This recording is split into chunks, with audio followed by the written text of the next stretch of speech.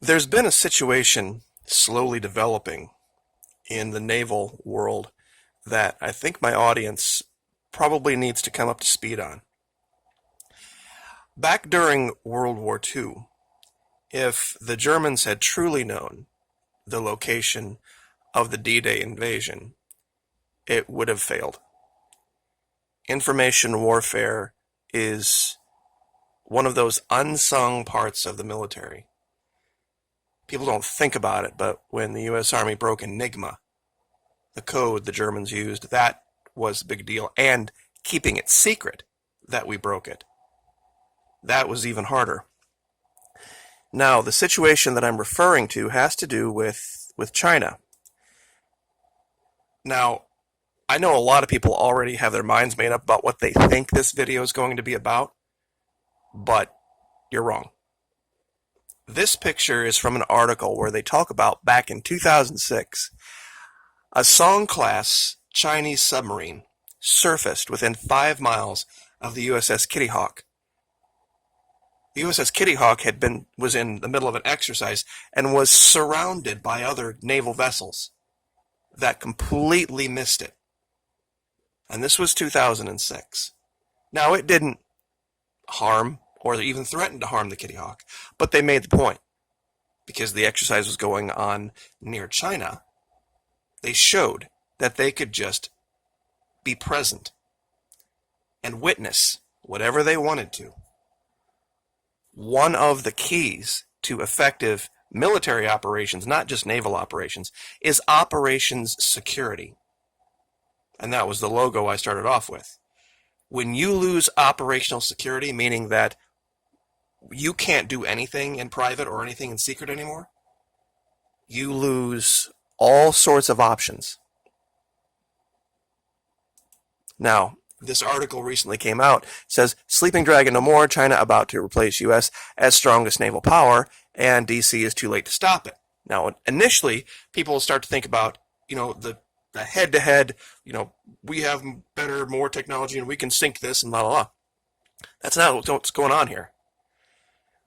I want to ask a question, and I want, before you answer it, to think about this for a minute.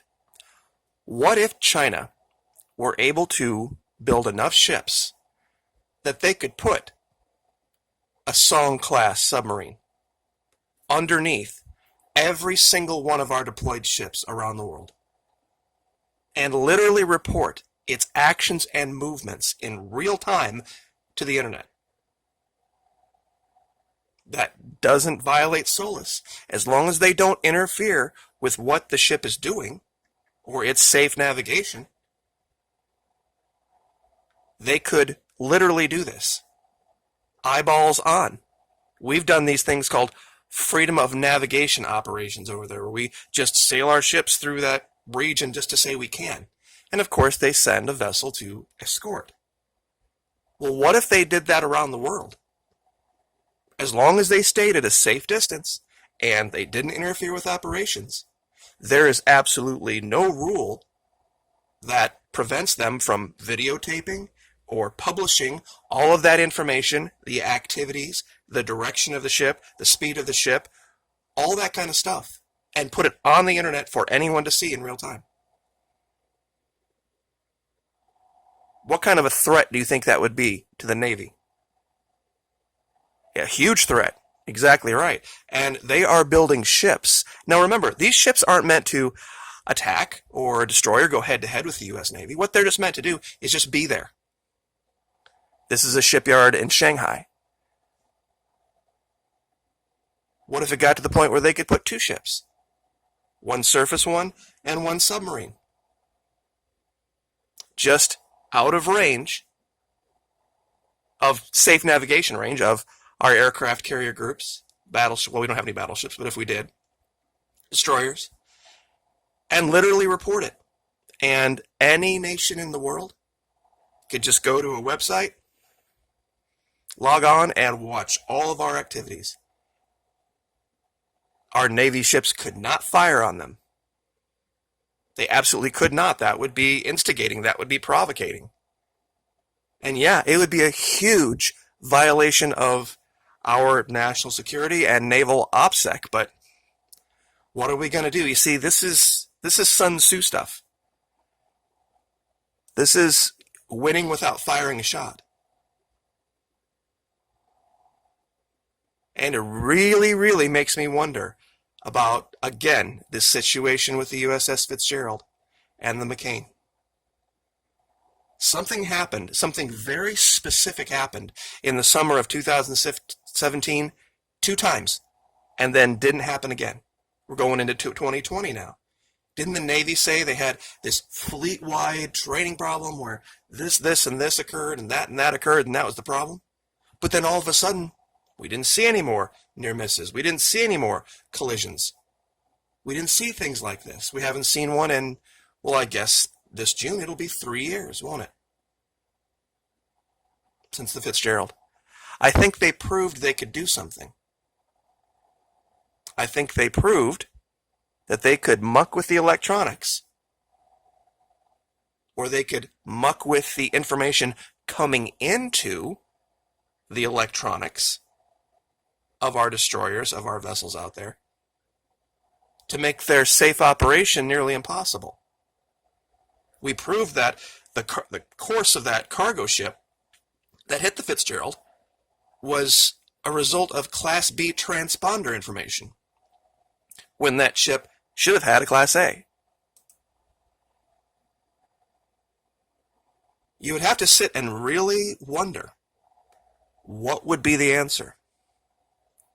Because there is no law against reporting the violation, no international law, of any ship you see at sea, as long as you don't interfere with its safe operation. You can say, yep, this is where we see this ship. This is, the speed that it's going. This is the course that it's going. Here are the other ships around it. Oh, and it's launching this type of aircraft, and it's doing this kind of a patrol at this time, and at this time, and at this time. And you could even publish video of it in international waters. This is probably something that I don't think the Navy has overlooked. And there's a great article out, there really is, by James Suttons on Task and Purpose, talking about this issue with the USS Fitzgerald, and how the only person to see a court-martial was the OOD, one of the lowest-ranking officers involved. Everyone else got their golden parachutes, and the Navy declined to prosecute the captains. Either vessel. I think they know. I think they absolutely know that the information coming into the Fitzgerald and the McCain was compromised. That they didn't have an accurate picture. And there might have been other mitigating circumstances had there been a perfect crew on board at the time. They might have maybe been able to make some different decisions, but you see, that's more art of war thing. You attack your enemy at its weakest, not at its strongest. And this is what I think the Chinese are angling for. Not a direct confrontation. One that just compromises one of the biggest elements of military operations is security. And this is why I've always said those freedom of navigation operations over there, where we just sail destroyers over there just to be provocative, they're going to come back to bite us in the ass. Because they're going to do the same thing. Once they stand up in the next 5 to 10 years, that fleet, it doesn't have to match us missile for missile. It doesn't have to match us, bomb for bomb. All it has to do is have information technology aboard. And we lose, and any military commander will tell you that if your enemy literally has a seat at your strategy table, you're screwed.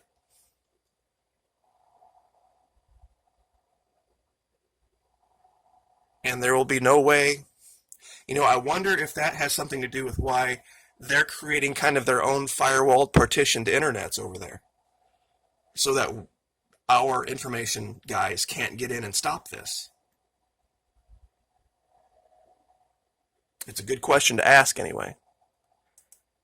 And the last thing I'll say about that cargo ship that hit the Fitz, it took me a while to dig up this article, but the captain changed his story. He initially, when interviewed, said that he was running perpendicular when they hit, and then he changed it, said, no, wait, now we're running parallel. See, nobody looked into this crew of this cargo vessel that hit them, or the fact that they changed direction twice in the last 10 minutes before the collision. There was a great deal of confusion aboard the bridge of the Fitz, 1:30 in the morning, 17 June 2017.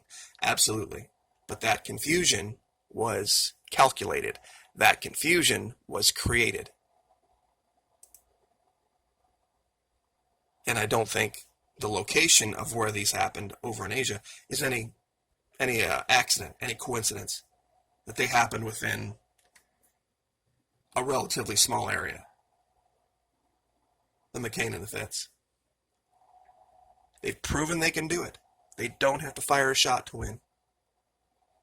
And this is how they're going to do it.